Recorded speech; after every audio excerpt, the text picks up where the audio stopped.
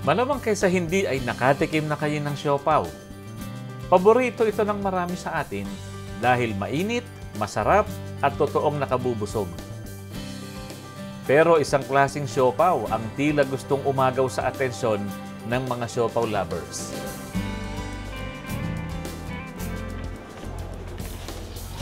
Ang toasted siopaw na hindi steam, kundi bake o isinalang sa pugon.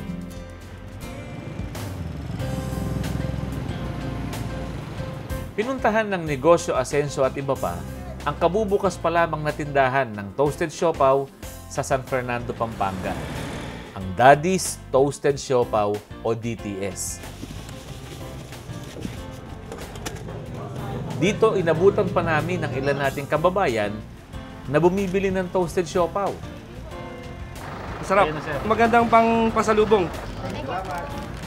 Officer Perez, mukhang ang dami nyo biniling toasted siopaw. Pampasalubong po. At least dito, personal naming nakilala ang may-ari ng DTS. Ang magpartner na si Nadindo Carion at si Wela Ricafrente. Bago kayo pumasok dito sa negosyong ito, pakikwento nyo nga sa amin at sa ating mga viewers ngayon, saan ba kayo dati connected? Saan kayo nagtatrabaho? Ano ang dati yung racket? Dati po, bago po kami nag-start dito sa negosyo namin na Daddy's Toasted Siopaw, ako po ay isang empleyado sa isang financing company. Naka-assign po ako sa Region 2, Cagayan, Isabela, and Nueva Vizcaya. Then finally, nalipat po ako sa TV5. And then from there, napag-isipan po namin ng aking partner na magtayo nga nitong Daddy's Toasted Siopaw. Gamit ang naipong halaga mula sa kanilang pagtatrabaho, nagdesisyon ang dalawa na simulan ang toasted siopaw business. Of all the businesses ngayon na available, bakit nyo naisip ang toasted siopaw? Noong po kami po ay namasyal po sa Bicol, ito po ay aming natikman doon. At nagustuhan po namin yung pong lasa po nung nabili naming toasted siopaw doon. Nabanggit ko po sa aking partner na bakit di natin subukan itong toasted siopaw sa Cavite since wala pang toasted siopaw sa Cavite.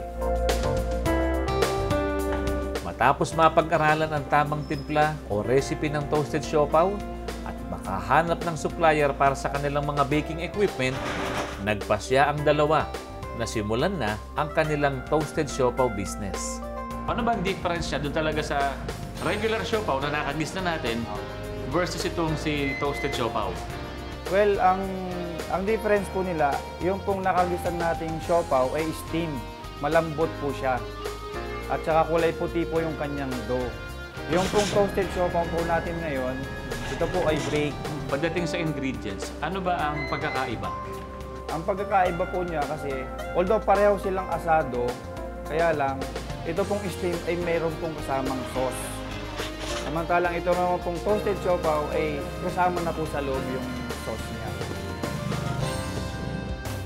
Ibinebenta ni Nadindo at Wela ng mula 8 hanggang 10 piso ang bawat piraso ng toasted siopaw. Ito ay may flavor na chicken, pork at beef. At sa loob lang ng halos 1 taon, alam nyo bang umabot na sa halos 40 branch ang Daddy's Toasted Siopaw na matatagpuan sa Cavite, Pampanga, Laguna, Batangas at Bulacan.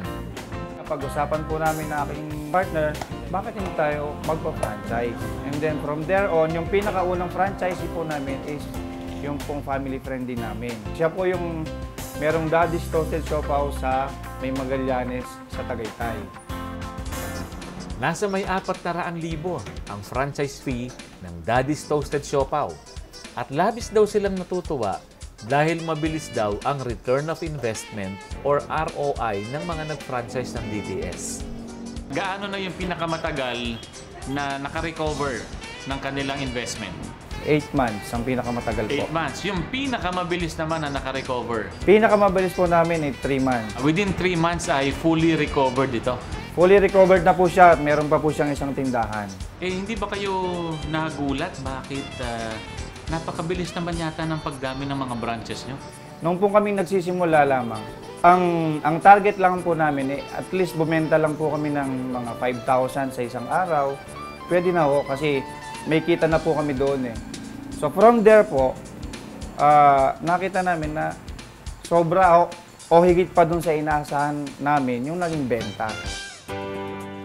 May mga payo rin sina Dindo at Wela, hindi lang sa mga nais mag-franchise ng DTS, kundi sa mga gustong pasukin ang food business.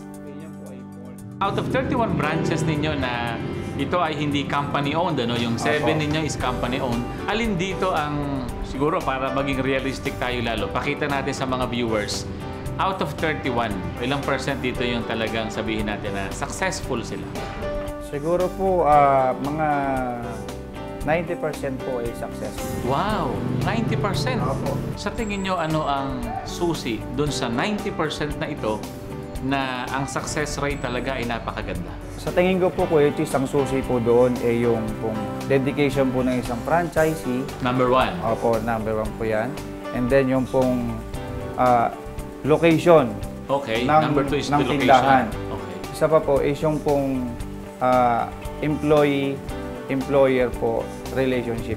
Sa lahat ng tagumpay, sa lahat ng pinagdaanan ninyo mula nung nagsisimula kayo hanggang sa pasukin nyo ang negosyong Toasted Siopaw at ngayon ay certified asensado na kayo, anong masasabi nyo dito? Unang-una ay nagpapasalamat po kami sa ating mahal na Panginoong Diyos dahil kung wala pong basbas galing sa Kanya, ang lahat pong ito ay wala. Hindi po natin ito ma-achieve. Maraming salamat sa inyo, Daddy Dindo. Opo, maraming salamat din po Kuya Chief. Sa panahon ng krisis o problema, lumilitaw ang husay ng mga negosyanteng gumagawa ng mga produkto na magbibigay ng solusyon sa iba't ibang klaseng problema ng mga tao at maging ng ating bansa. Lagi nating tandaan, sa negosyo, hindi lamang pera ang kapital. Puhunan din ang sapat na kaalaman, karanasan at inspirasyon para magtagumpay sa negosyo. Muli, ako si Francis Chis Garcia.